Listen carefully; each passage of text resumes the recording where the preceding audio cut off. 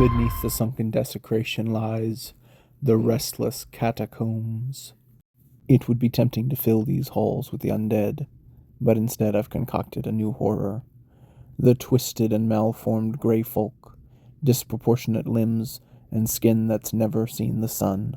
These cruel creatures torture for sport, and have filled these halls with wicked death traps for any who would wander into them. The first room sets the tone with spinning blades of death. Above it, the floor has completely caved away, with only a rickety bridge missing planks stretching across, and a few feet of space on the sides from which gray folk will shoot arrows at the players crossing the bridge.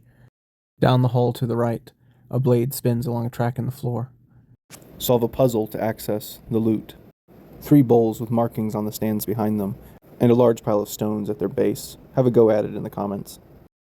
After the rope bridge, our first truly devious trap appears. Looking into the room, it appears that there are 9 pressure plates, each aligned with one of 3 arrow slits in the walls. But upon stepping on the floor around the pressure plates, you'll discover that the arrow slits are actually hoses for poisonous gas to enter the room. And the pressure plates are not pressure plates at all, but safe zones, and everything else will push down and trigger the poisonous gas. The key to progress forwards is found in this room. This long, straight hallway is perfect for an Indiana Jones-style rolling boulder trap.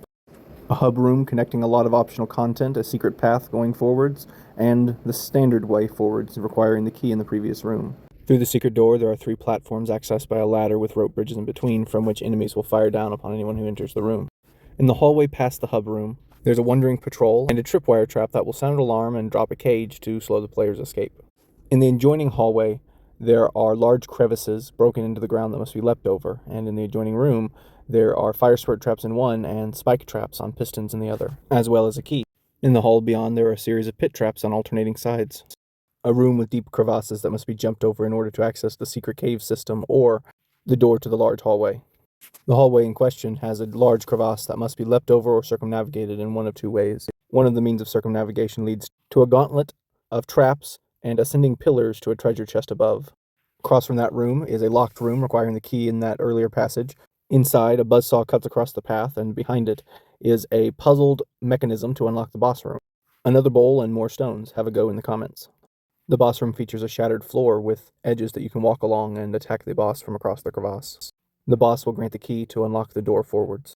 Alternatively, navigate the creature-infested stalactite-filled caves, hidden behind a false wall across the dungeon. Thus concludes the restless catacombs. Beyond them is the haunted inquisitorium.